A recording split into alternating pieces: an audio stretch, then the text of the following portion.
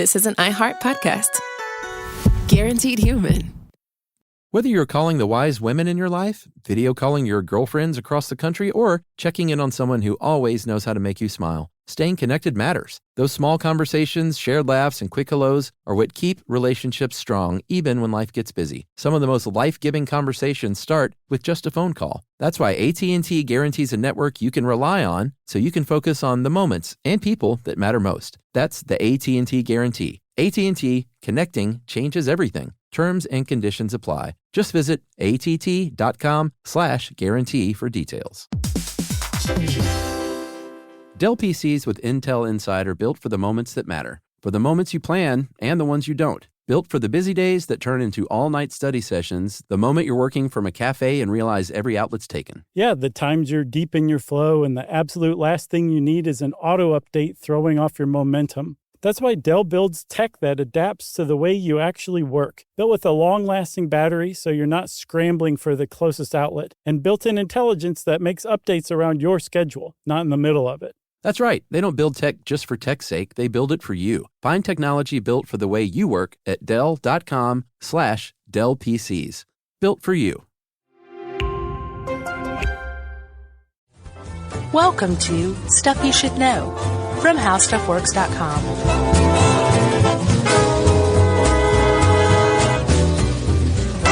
Hey, and welcome to the podcast. I'm Josh Clark. There's Charles W. Chuck Bryant, and this is Stuff You Should Know, the podcast. That's right. Greetings, sir. Two-part podcast, huh? Yeah, today, release day, not the day we're recording. We're not that good. But today is December 1st. It is World AIDS Day. And we were going to record this a while ago, and then I noticed it was World AIDS Day coming up. Mm-hmm. I was like, well, why don't we wait and record it later and release it then? And then there was so much stuff right, that it became clear it was a two-parter, and I still don't think we're going to even... Well, we'll scratch the surface. That's selling it short. But you could have an entire podcast series about HIV and AIDS. For sure. There's so much information. There really is. It's like daunting. It is, but it's all, luckily because it's such a huge, massive topic. Yeah. An important topic. There's a lot of information out there, so usually we do pretty well with those. Don't be daunted, is what I'm trying to say. Well, I'm just nervous. I don't want to mess this one up. We will mess something up here or there, I guarantee it. But yeah, how about this then? We pledge. We often read corrections, but we super pledge to correct anything on this. Sure. Because we're bound to mess something up. It's just a lot of stuff. Yeah. You want to start from the beginning? Don't be nervous. It's fine. Everybody tell Chuck it'll be fine. It'll be fine, Chuck. So that's the collective sound of our audience, I guess. Like high-pitched maybe audience voice. So Chuck, when you think of HIV/AIDS, you typically tend to like go back to the late 70s, early 80s. Yeah. When like the real panic first started. But later research, and that's about the time it arrived in the United States. Yeah. But later research found that HIV, the first case of it, came in 1959, actually. Yeah. And that they think that it goes back even earlier than that. But this is the first documented case. They had blood work of this guy who died mysteriously in Kinshasa in Congo, right? Yes. He had the first documented case of HIV. That's right. HIV-1. There are two HIVs, HIV-1 and HIV-2. The one that has been responsible for the global pandemic is HIV-1. Right. And there's been a lot of debate over the years about where it actually came from. Most people agreed that it was primates in Africa. Right, that it started as SIV. Yes, simian immunodeficiency virus. Right. HIV, we should say, is human immunodeficiency virus. Yes, and AIDS is acquired immune deficiency syndrome. Yes. They're not separate things. No. It's actually been very much confused in the media. We're going to set the record straight. Yeah, and at the end, boy, how about this for a tease? At the end of the second episode. There's a big musical number. No. 3 days from now, there is an argument that we should not even call it AIDS any longer. Yeah. So how's that for a setup? People are going to be waiting, or they could just Google it. Or fast forward. Well, but they can't fast forward in time, my friend. No. But You know? by the time these come out, they'll have been done and they can fast forward. Yes, that's true. So what scientists, I believe this is the most current agreed upon theory, is that a type of chimpanzee in West Africa is the source of HIV-1, which was transmitted to humans. They don't know for sure how, because they weren't there. Probably bushmeat, undercooked bushmeat. Exactly. You know, wanting to eat a chimpanzee and there's blood and all of a sudden it spreads to humans and mutates. Yeah. Chimpanzees fight back. They do. That's what I've heard. Yeah, but if you ingest blood that was infected with SIV and then the SIV virus evolved into HIV in humans, that's the likeliest version of what happened. It's somewhere in West Africa, probably the 30s or 40s. Yeah, and they, I saw one article that said that they think that it could have originally started in primates even in the 1920s, which is just crazy to think about, like the roaring 20s, somewhere in the depths of Africa, SIV was brewing. Right. You know? Yeah. Because it seems like such a modern thing. For sure. And then, in the late 70s and early 80s is when, these normally healthy people in Los Angeles and New York started getting sick. Didn't make any sense. And in 1982, they, first started using the term, AIDS. Right. And before that, they had a really clumsy name for it. For HIV? Yeah. Yeah. Are you ready? Yeah. So just the abbreviation is clumsy. HTLV3/LAV. That's just the abbreviation. The full name of what was originally the term for, is it AIDS or HIV? No, for HIV. Human T-cell lymphotropic virus type 3 / lymphadenopathy associated virus. Yeah. And I think they all looked around the room at whoever proposed that and said, guys, if we want to ever get this in the news, let's just sweeten that and shorten it to HIV. You, the person who proposed it, you have to go buy everyone Quiznos for lunch. And actually, we should say, Chuck, that this definitely just kind of, we're giving the barest overview of this, but there's a really, really interesting movie based on what I understand is an equally interesting book called And the Band Played On.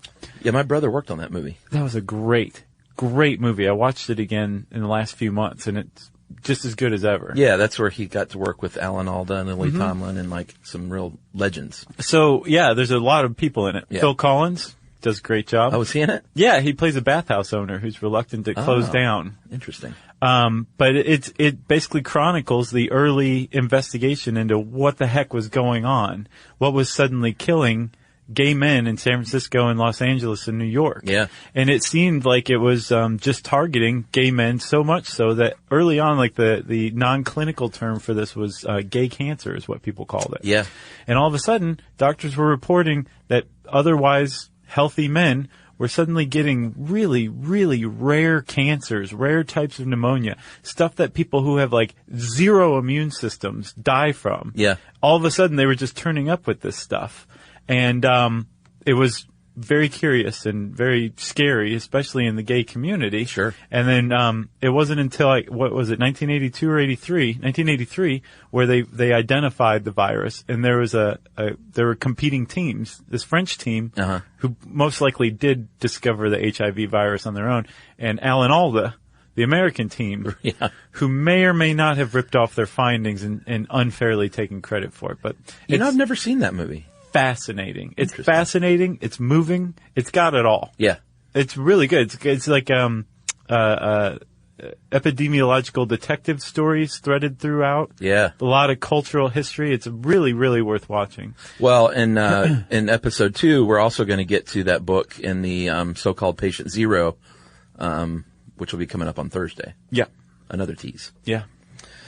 All right. So, and we should point out, too, the reason these men were dying of cancers and pneumonia and things like that is because, and most people know this by now, a lot of this we think is just common knowledge, but you never know here in 2015. True. You don't die of AIDS. You die of complications from AIDS, infections, other sicknesses and diseases because you can't mount any kind of immune response. Right. Okay. I think that was a good move. To say that? Yeah. Well, smooth move X-Lax. You never know. Like, some of this stuff, I'm like, do we really in 2015 have to say this stuff? But you do. Well, the weird thing is you do, especially in 2015 as compared to, say, like 1990. Right. Because there's become this idea that AIDS is being largely conquered and it doesn't have to be worried about as much. And Not true. I think the education on HIV and AIDS is not nearly as widespread as it once was, like when we were like teenagers. Yeah. You know, like everybody knew everything about AIDS, basically. At least had a working knowledge of what AIDS was, how you got it, how widespread it was. And it seems like today it's that kind of public information isn't nearly as widespread. Yeah, I think that's one of the issues now is that a large segment of the public is like, yeah, they had the AIDS cocktail. Look at Magic Johnson. It's all great. Sure. And it is great when we're going to talk about why he's still with us, but it's still a very big problem. Here's a stat for you. And these are the most recent stats I could find. 78 million HIV infected people worldwide to date. 39 million people dead, compared to World War II, which killed 40 million people. That helps put it into perspective a little bit. Right. And sub-Saharan South Africa, which is where AIDS is, and HIV are most threatening. This is a scary stat, dude. 1 in 20 people have HIV. What? In sub-Saharan South Africa. And Wow. they account for 71% of all cases worldwide of HIV. Man alive. I know. It's a very dire situation over there, to say the least. Wow, so, that's especially chilling because if you look at the statistics in the United States, yeah. like it's slowing. Yeah. And it definitely, if you look at the statistics, it seems like it's being figured out. Well, yeah, it depends on what demographic, though. It's rising in some demos. Right, yeah, for sure. If you take the United States as a whole, the picture seems okay. But yeah, if you start to break it down into specific subgroups, then yeah, some are definitely doing better than others. Yeah. As far as new infections, death from infections, that kind of stuff goes. Yeah, absolutely. So HIV is a scary disease, and it was super scary before we knew much about it because it's still technically incurable, although we're going to get to that. There are some rare cases where it's, what do they call it, functionally cured? Yes, it does seem like there's at least one person who is widely considered to be fully cured, and he is a proof of concept that you can cure AIDS. And that's coming in part 2. What are we going to do in part 1? We're just, we're just talking, basically. Okay. This is all one big setup for part 2, apparently. No, it's not. So one reason AIDS is so deadly is it's sort of a conundrum because AIDS, you can't catch it through the air. It's not airborne. You can't catch it from a kitchen counter. You can only catch it through very specific ways. Intimate contact. Intimate contacts. You would think, hey, it's not going to be that widespread because intimate contact is something you can avoid, and so it should be a pretty slow-spreading disease. Right, and not all intimate contact includes, like, whips and chains and stuff like that. Intimate contact is basically any situation where, Sure. love. Intimate contact is basically any situation where blood is transferred or semen is transferred. Right. So it doesn't necessarily just mean intercourse of any sort. Right. It can also mean sharing needles. Yeah, absolutely. And it definitely does mean sharing needles, too. That's a very high risk subgroup. For sure. But the reason, and here's the key, that AIDS has spread and HIV so widely and quickly is because you can have HIV for more than 10 years without knowing it. Right. And if you are a promiscuous individual, I did a little math. Let's say you're considered highly promiscuous. What do you rate that as? 100 partners a year. Okay. Which apparently also, so I want to say this too, but AIDS being associated with gay people, men especially, it hit at precisely the worst possible time in the history of homosexuality in the world. Yeah. Because it came right after Stonewall, when men were just starting to be like, it's all about gay pride. Right. And we are loving life and having more sex than we've ever had ever. Yeah. As a community, and having 100 or a couple hundred sexual partners in the late 70s among gay men was pretty standard. Yeah, I don't think it made you an outlier. No. You know? So please continue. So, and I caveat all this with, I'm assuming, well, let me just get into it. Okay. Let's say 100 partners in a year. Let's say 25% of those partners are promiscuous. And Man, then, this is, so you, then you they just have broke my 100 brain mathematically already. Then they have 100 partners, so that's 2,500 people. Okay. And this is not 2,500 people who are infected. This is assuming, let's say, that there's a smaller percentage that don't use condoms. And even if you don't use a condom, it's not like every time you have sex you're going to transmit AIDS. Mm-hmm. But this is a possibility, is what I'm saying. Let's say 25% of that group, 2,500, right, are promiscuous. You end up, from that one single person, 62,500 people who could possibly, potentially be exposed if nobody wore condoms. Wow. At all. Wow. And of course that number goes way down because people are smarter now and use condoms. But in the late 70s, I mean, that number could be accurate, you know? Oh, yeah, easily. So, I mean, what are you going to wear a condom back then for? Nobody's getting pregnant, you know? Yeah, I mean, there was no reason to. Right. So you can see how it can spread so quickly. And that is also, the reason why it stays latent, or the fact that it stays latent for so long. That's is the big single reason why you need to get tested. Yeah. Regularly. Gay, straight, black, brown, candy striped. Right. It doesn't matter. Get tested because you may have it and not know it. And HIV/AIDS is an outlier as far as diseases go in that there's no vaccine against it. Yeah. There is no way to easily treat it. It spreads quickly, and because it has what's called late onset symptoms, like you said, people go 10 years after being infected before they realize they're sick. Yeah. Especially if they're not getting tested in the meantime. And so it just keeps spreading and spreading and spreading among people who think they're healthy, but who actually have the virus. Yeah, and if you're promiscuous, it's not like you can name the partners you've had over the last decade. Sure. To tell them maybe you want to get tested. Right. You know? Yeah. And then even more than that, and again, so with the gay community, it's such a at-risk subgroup. We'll explain why in a second. But one of the reasons why it spreads quickly in the gay community is because it's a relatively small community. Yeah. So that means that the pool you have to draw from for sexual partners, statistically speaking, you're at higher risk. Yeah, because it's smaller. Because it is a smaller community. But even beyond that, biologically speaking, they're at higher risk as well. Gay men are. Yeah, well, we should just go ahead and talk about that then. Let's do it.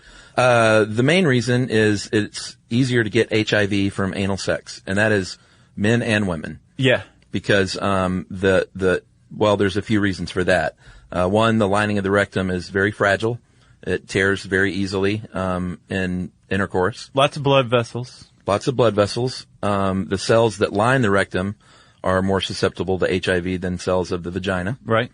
And then semen and rectal mucosa, which is the lining of the rectum, carry more HIV than vaginal fluid. Right. So, boom, right there, you're, I think, 18%. 18 times. 18 times more risky with anal intercourse than just regular vaginal intercourse. Right. And am I saying that right? Yeah. You are, yes. And gay men and straight women are at equal risk of AIDS through unprotected sex anally. Yes. Because it doesn't matter that you're a man or not. No, a man's rectum is the same as a woman's. Right, exactly. As far as I know. I'm pretty sure you're right about that. Yeah, I mean, it says in here, the risk, yeah, that's exactly right. Another reason is, role versatility is what they call it. Whether or not you're a top or a bottom, you can get it either way by, giving anal sex or receiving anal sex. Mm-hmm. So you're kind of in a lose-lose situation. Precisely. And I never knew that until I studied this. That switching back and forth? No. Like, why do gay men get AIDS, oh, yeah. HIV more than, straight people? Right. If it's passed through intercourse, and now it all makes sense. Yep. All right. Going back to why AIDS is so scary and HIV, I feel like we're interchanging those when we shouldn't be. No, let's lay this out right here, right now. You ready? Yeah. Because I didn't realize this fully until we started researching this episode. So HIV it's called a progressive disease. Yes. In that it goes through stages. Yeah. So technically, an HIV infection has stage 0 to stage 3. And all of this is based on the number of T helper cells you have in a milliliter of blood. A normal healthy person has about 1 million T helper cells called CD plus 4 cells in 1 milliliter of their blood. Yeah. As the HIV infection progresses, it diminishes the number of these helper cells.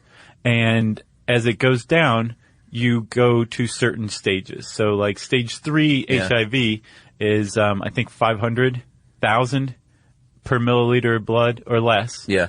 And then once you reach 200,000 CD plus 4 cells in your blood, you have AIDS. Yes. So AIDS is not a separate disease. Right. It's not a new condition that arises out of HIV. Yeah. It's just part of a classification system. Yeah. It's basically end stage HIV. It's stage 4 HIV. Yeah. And it's really bizarre that they have a whole different name for it if you think about it. But AIDS is just basically the end category of HIV. And it used to be that was a death sentence. Yeah. Once you had AIDS, you were basically dead. And in the 80s and 90s, especially before I think 1995 when the AIDS cocktail, which we'll talk about, came out, it was you basically were diagnosed and you were dead in 12 to 18 months. Yeah. That was that. Now it can keep going. People just live for decades now with AIDS. But once you have AIDS, once you have that designation, you have that for the rest of your life unless you're cured, which has only happened a handful of times. Yeah, and there's a guy named Todd Haywood that wrote this great article saying it's time to retire the medical category of AIDS, and he makes a lot of good reasons why we should just call it HIV disease, like you would say heart disease. Right. So we're not going to say HIV disease in this show. We're not that big of trendsetters. Well, I just want to go with traditional terms because so people learn, but I think there is a good case to be made for that, is what I'm saying. Yeah. I mean, this is also another mark in that guy's in favor of that argument. Yeah. Is that AIDS was named in like 1983, and Sure. we've learned so much about this disease since then. And one of the things we've learned is this is a progressive disease that goes through stages. AIDS is just the end stage of it. Why have a different name for it? Yeah. And it's not the same in any two people. And HIV disease is just more all-encompassing, I think. Yeah. So we're not going to use it. Are we? That's going to be tough. What, to not say HIV disease? Oh, AIDS, I thought you were saying.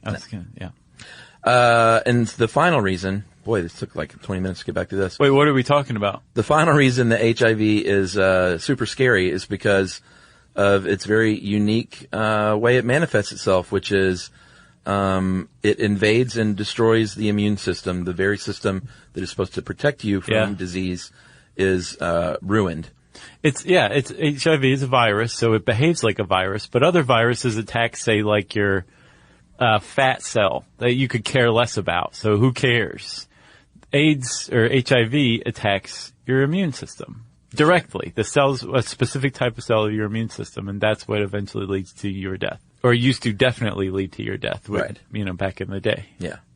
All right, I think we should take a break, and we will talk a little bit about how it is and is not transmitted right after this.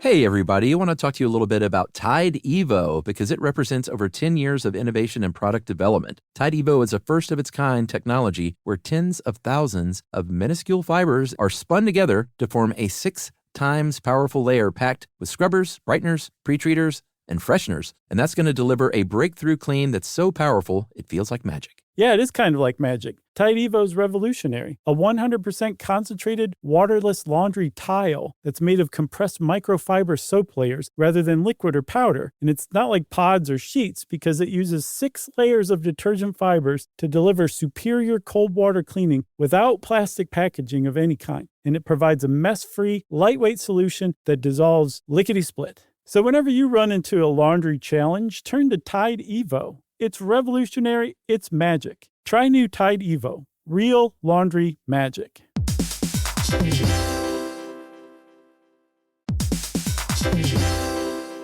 Dell PCs with Intel Inside are built for the moments that matter, for the moments you plan and the ones you don't. Built for the busy days that turn into all-night study sessions, the moment you're working from a cafe and realize every outlet's taken. Yeah, the times you're deep in your flow and the absolute last thing you need is an auto update throwing off your momentum. That's why Dell builds tech that adapts to the way you actually work. Built with a long-lasting battery so you're not scrambling for the closest outlet, and built-in intelligence that makes updates around your schedule, not in the middle of it. That's right. They don't build tech just for tech's sake. They build it for you. Find technology built for the way you work at Dell.com/Dell PCs.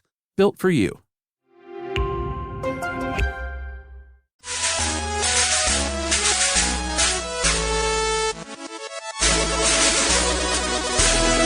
All right, Josh, it's 1984.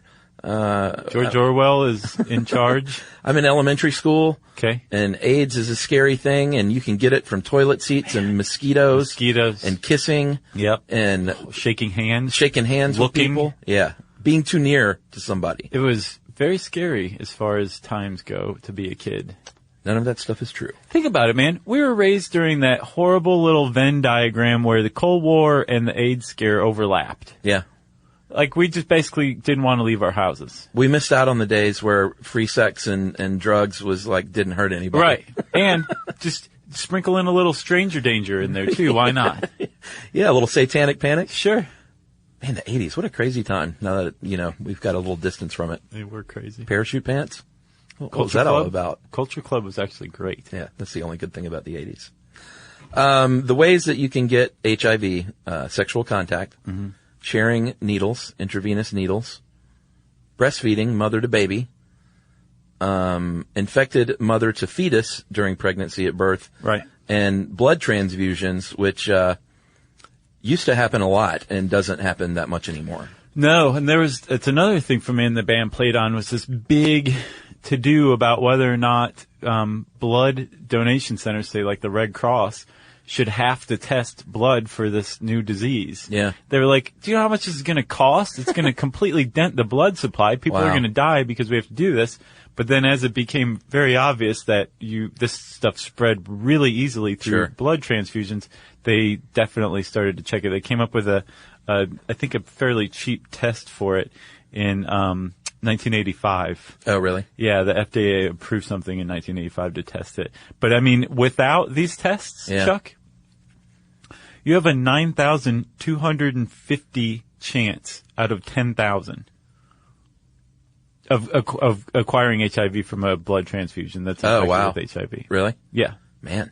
Yeah, those are pretty high chances. Yeah, totally. Because think about it, for unprotected anal sex, if you are receiving, you have a 138 out of 10,000 chance. Okay. This is 9,250 out of 10,000 chance from a blood transfusion. I tried to find those stats, actually. I couldn't find that one. Oh, I got some more for you, buddy, if you want them. Well, I was trying to find, when I was doing my stupid mathematical equation earlier, I was trying to find out the possibility or percentage rate of having unprotected anal sex. Like, what are your chances of getting if you're HIV? If you're giving, you have an 11 out of 10,000 chance. So a 1.1 out of every 1,000 encounters. Okay.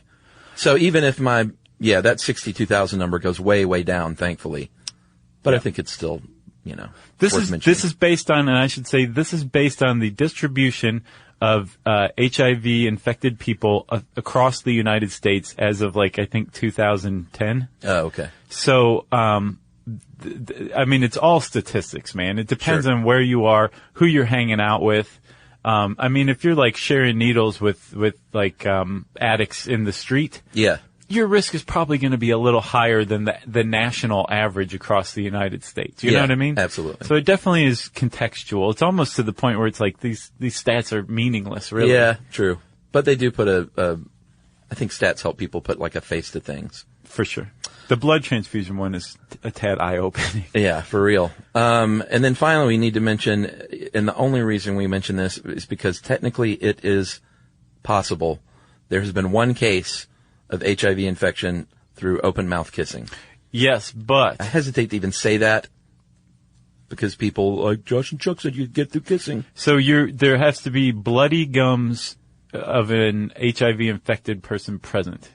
I think both people have to have bleeding gums, and one of the people has to have HIV, and they just make out, and the HIV is transferred that way. That clearly doesn't happen much. Apparently, it happened at least once. Yeah. Which is pretty crazy. But yes, you're very.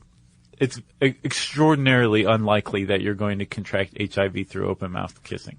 It does not transmit. Well, here's the good news. This sounds like it's all bad news. The good news is it is not airborne, does not transfer through surface contact. It's very fragile outside the body. Super fragile, which is awesome. Like once saliva or blood dries up, there's practically zero chance of transmission. Right.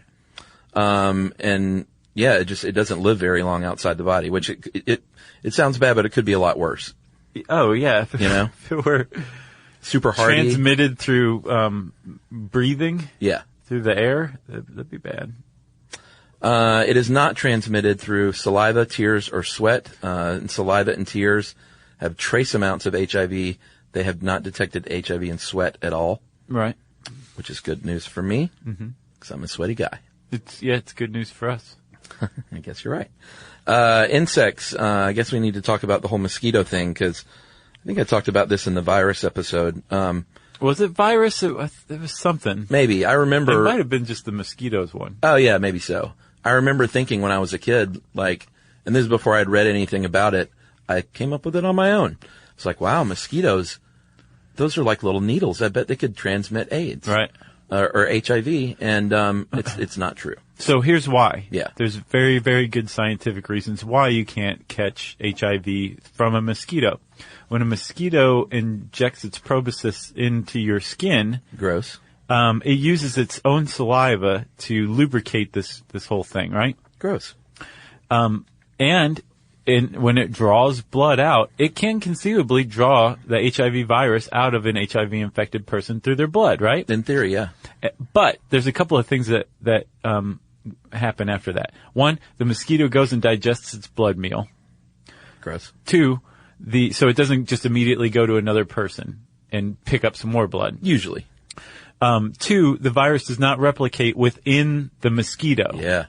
And three, that virus isn't present in the mosquito's saliva. So, correct. Even if it went and drank the blood of an HIV-infected person, got HIV in it, and then went and injected you and got some of your blood, and then went back and digested its blood meal, you still would not catch HIV from that. There would be no transfer of HIV from that person's blood into your body. Yeah, and they've even investigated in like parts of Africa where AIDS and HIV are rampant and where mosquitoes are rampant and transmit all kinds of diseases, and they've still said nope. Right. Not happening. Yeah.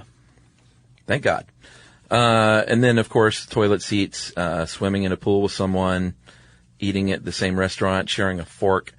Even social kissing, closed mouth kissing. Did you know there was a name for that? Closed mouth kissing? Yeah, I call it no fun. Social kissing.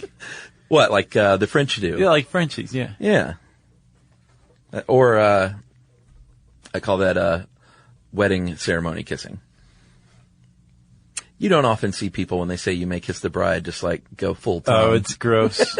I think I saw one guy do that once at a wedding. I was like, oh man. Come on. Do like a nice respectful kiss on the lips. You and I went to a friend's wedding recently, and they had a nice kiss. Tony and Wendy. Congratulations, by the way, guys. What was nice about it? It was not social kissing, but it was not like, ew, gross. It was a good wedding kiss. A good romantic but tasteful kiss. Perfect. Perfectly put. Well, that's nice. I hate that I missed that. Do you? Maybe I can get my hands on video of it or something. Yeah, I'll share it show with me you. later. Virus Talk with Josh and Chuck, by the way, October 2014. Yeah, but I really think it was the mosquitoes episode that you talked about it in. No. I mean, we're about to talk about viruses because HIV is a virus. Agreed. And as you learned in Virus Talk, viruses require a host cell because viruses are basically, they're not their own thing.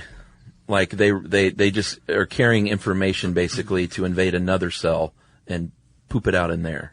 Right, exactly. I mean, like, they are the definition of, I guess what Dawkins would have called the selfish gene. It just, the whole purpose, if there is such a thing as a purpose to the universe, the whole purpose of a virus is to create more viruses. Yeah. That's it. And when you think about the effect that a virus like HIV has on human beings and has had on the entire population of humanity over the last few decades, to think that these viruses aren't even thinking, that they're not, that all of that is just a byproduct of its singular purpose. Replicating itself. It's kind of astounding. Yeah. It's just so and creepy. Yeah, it is, because it's just like the virus couldn't care less, because the virus couldn't care. Yeah. Literally. It doesn't have feelings. It's bizarre to think of it like that. Yeah, it truly is. So viruses, including HIV, they don't have cell walls or a nucleus. It's just those genetic instructions, and it's got a little protective shell. Mm-hmm. A virus HIV particle called a virion. Mm-hmm. I think both of those are acceptable. All right. It is spherical and 1/10,000th of a millimeter in diameter. And it has little buds sticking out of the top of it, where it's basically it docks with the host cell. Yeah. So, like you said, it's just some instructions to replicate itself. It's RNA strands wrapped in like a little protective shell made of proteins and lipids, I think. And it enters the body, and it goes straight for your lymph nodes, I believe. Yeah, because that's where the T helper cells like to hang out. Right. And, of course, because it wants to wreak havoc on your body, it goes straight there. And let's talk a little bit real quick about T helper cells. So basically, you have T cells, and they are like they're like Jaws from James Bond. Okay. Lurch from the Addams Family. You rang. And Jason Voorhees all rolled into one. Wow. As far as like white blood cells in your immune system go. They are mindless, bloodthirsty, just killers. Hey, Lurch wasn't a bad guy. No, but he's scary, intimidating. Okay. And you do a pretty good Lurch, by the way. That wasn't very good. I thought it was a great Lurch. I appreciate it. So it's just vocal fry. These things are just kind of hanging out. These T cells are just hanging out, waiting to be told what to do. So there's one more character that they're like, Master Blaster. Oh yeah. But they need the master guy, the little shrimp. Yeah. And the little shrimp comes in the form of the CD4 plus T cells, the T helper cells. Yes. They go to the T cells and say, hey, get ready, get all revved up, and go get those guys, right? Yeah. So HIV goes right to the CD4 plus T cells, the T helper cells, and that's its preferred cell to attack. Those are the ones that it hijacks, and it goes up and it docks with the CD4 plus T cells, and it basically takes over. It hijacks it and turns those cells into HIV virion factories. That is correct, sir. And more specifically, there are it's a 7-part process in how HIV invades the T cells. And replicates. Yeah, because I don't know if we said that. The replication is a really big part of HIV and why it's so devastating. Yeah, we did. Did we mention that? We'll talk about it a little more. Okay. Let's just get to the nitty-gritty, though.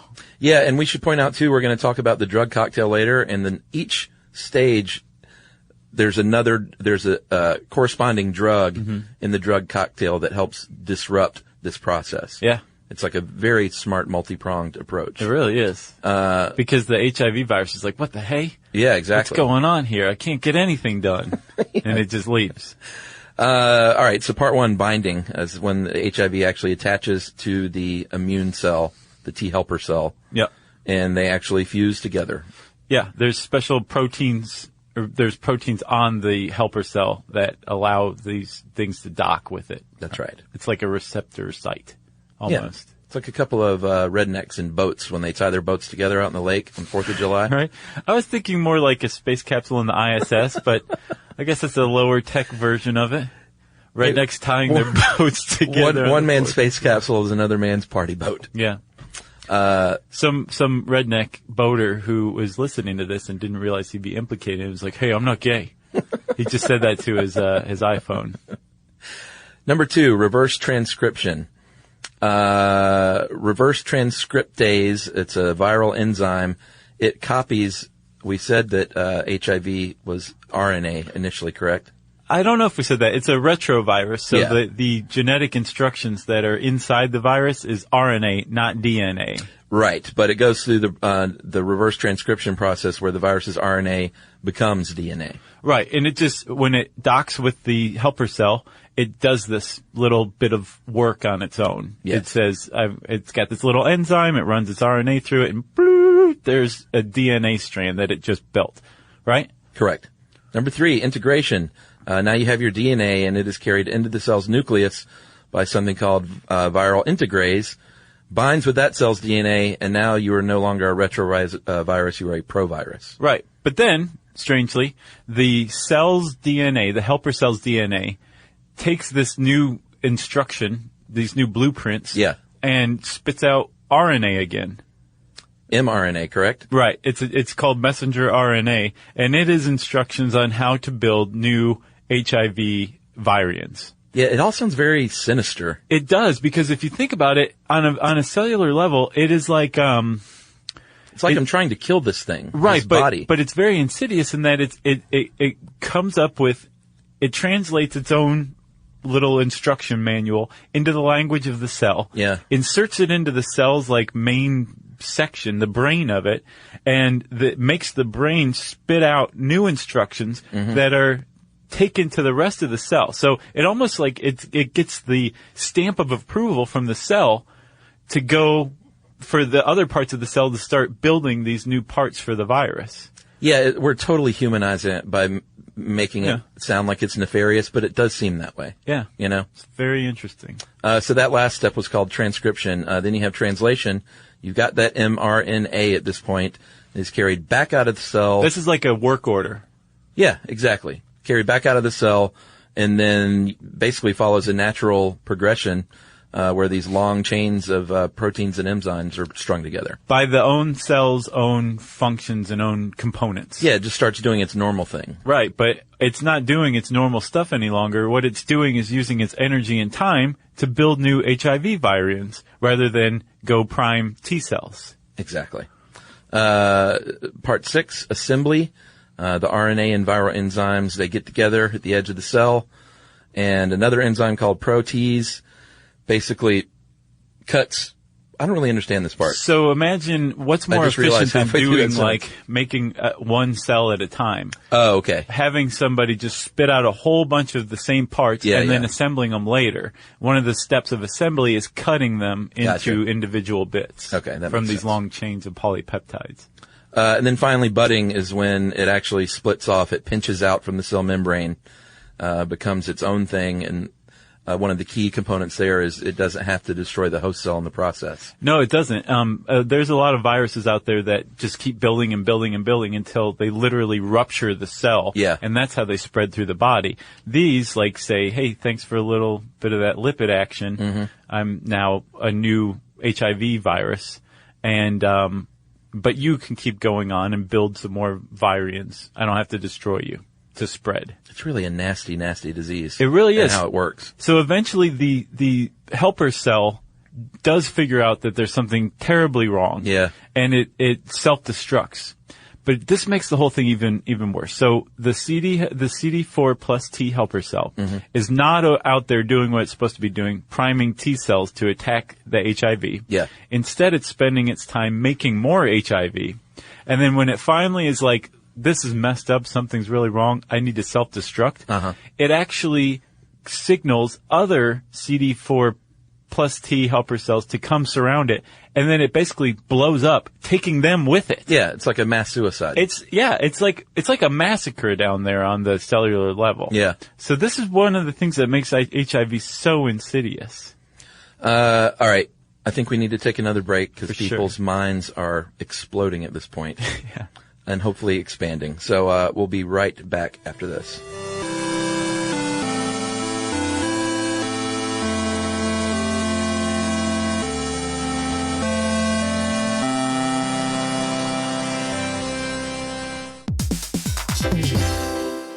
Hey everybody, I want to talk to you a little bit about Tide Evo because it represents over 10 years of innovation and product development. Tide Evo is a first-of-its-kind technology where tens of thousands of minuscule fibers are spun together to form a 6 times powerful layer packed with scrubbers, brighteners, pre-treaters, and fresheners. And that's going to deliver a breakthrough clean that's so powerful it feels like magic. Yeah, it is kind of like magic. Tide Evo is revolutionary. A 100% concentrated, waterless laundry tile that's made of compressed microfiber soap layers rather than liquid or powder. And it's not like pods or sheets because it uses 6 layers of detergent fibers to deliver superior cold water cleaning without plastic packaging of any kind. And it provides a mess-free, lightweight solution that dissolves lickety-split. So whenever you run into a laundry challenge, turn to Tide Evo. It's revolutionary. It's magic. Try new Tide Evo. Real laundry magic.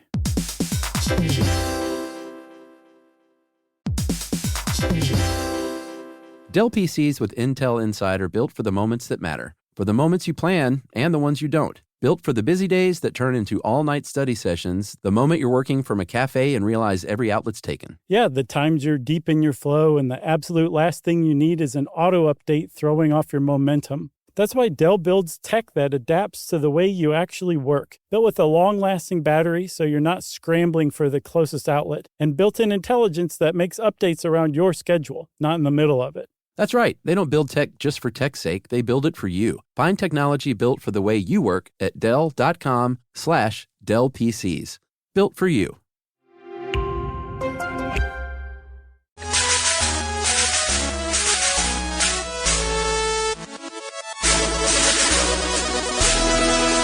Chuck, one of the things we also have to mention about HIV and one of the other aspects that makes it so difficult to cure or to even treat, in addition to these cells like being hijacked, some of these virions that are being produced are just going off and accumulating in other cells, but they're not hijacking it, right?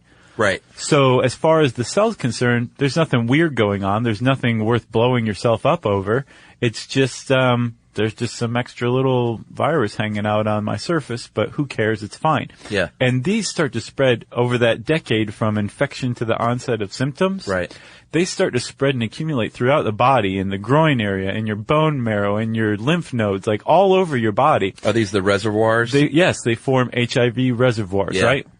And since these things can just hide out and they're not active and then they can become active whenever, it makes HIV a chronic, lifelong disease. Yeah. And it makes it really, really difficult to eradicate because the body mounts its own defense against the HIV infection initially. It's those reservoirs that become more and more widespread and increase in number to where they finally get to a point where your viral load is what it's called. Yeah. There's just so many HIV virions infecting so much of your body that when they do start to finally become active, it just totally overloads your CD4 count and your number just goes down. And all of a sudden you have stage 3 or 4 HIV. Yeah. Which is, again, is AIDS. And thanks for pointing that out. I think that one of the also more dangerous parts is those reservoirs are invisible. Isn't that right?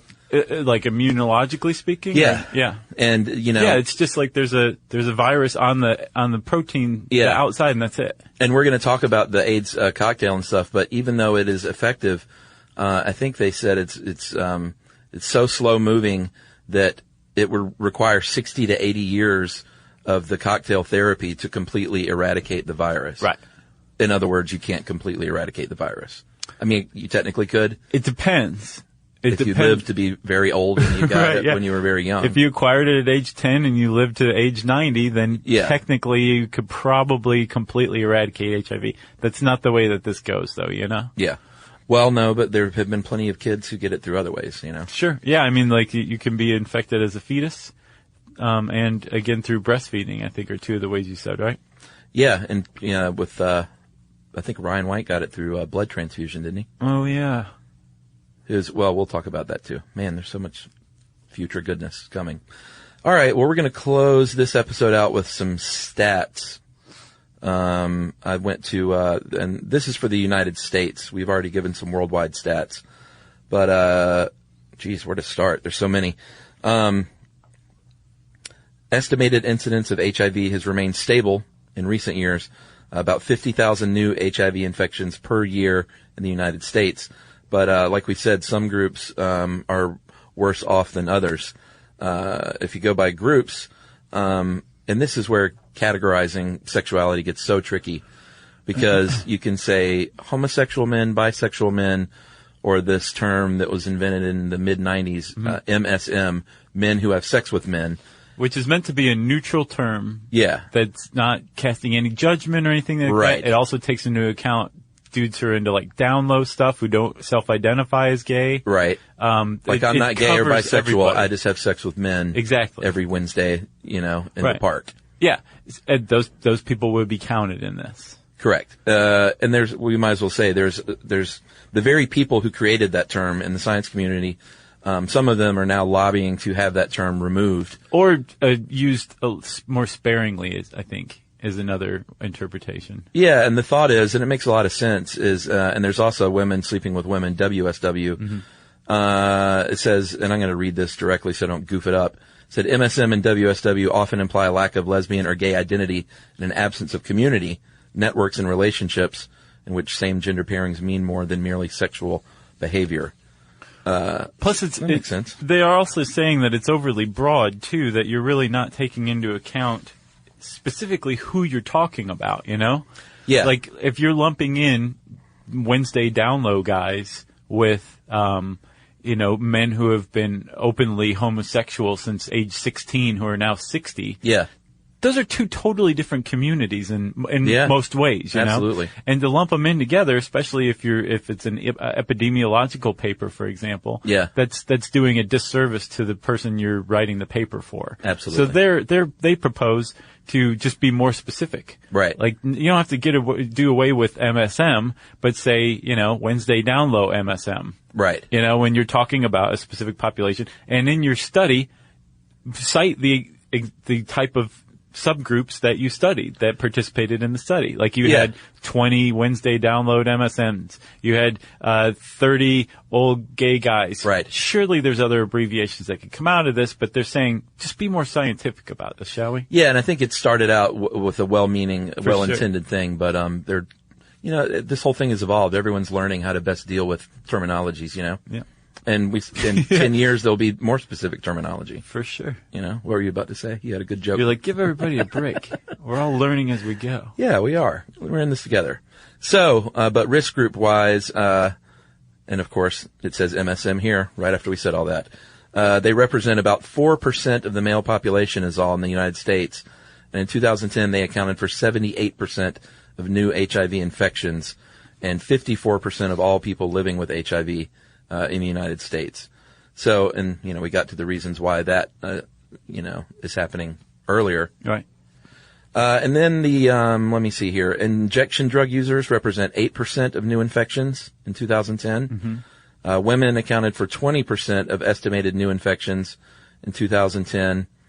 And, what's scary there is there's been a rise, in HIV infection in women, a 21% increase from 2008 to 2010. So that's going in the wrong direction. I didn't see it in my research anywhere, but I didn't specifically look for it. So take it with a grain of salt. But I remember hearing not too many years ago that HIV was on the rise among the elderly population. Oh, really? Thanks to Viagra.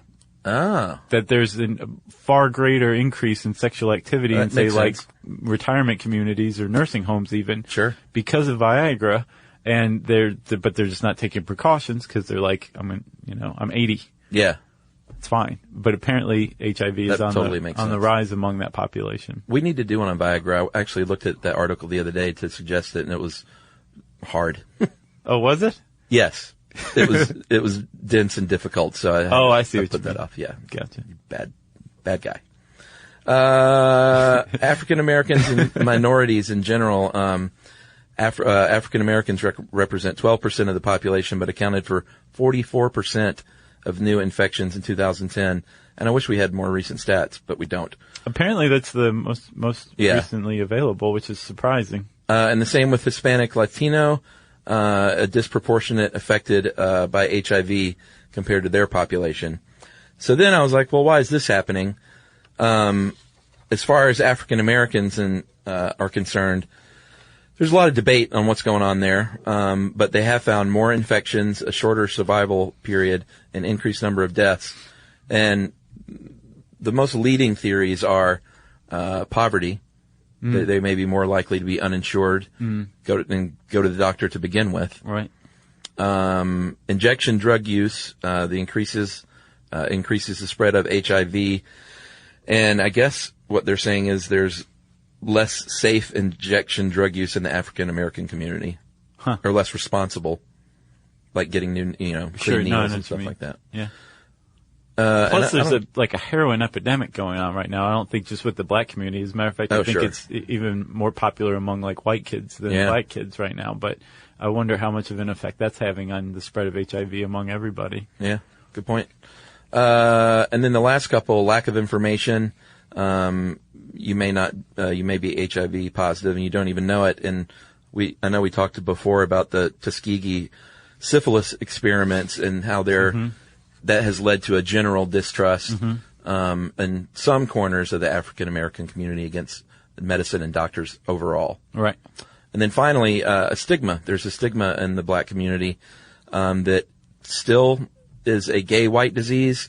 And that's why when Eazy-E got AIDS, it was such a big deal. Yeah, it was the Illuminati who injected him with it. Was that one of the theories? You're kidding. No. Wow. Yeah, I mean, that was why he was a really big deal, because he put a face to a certain segment of the black population where they're like, wait a minute, if Eazy can get it, anybody can get it. Yeah, it's true.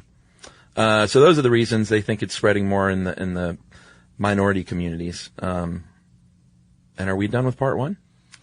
I think so. So do you remember when they would do a very serious 2-part different strokes? Oh, yeah. At the end, normally they would clap at the end, but at the end of part one, it would just go quiet. Yeah, I got no listener mail for this. I think we should do that. Okay. So how do we set this up? I think we just stop talking.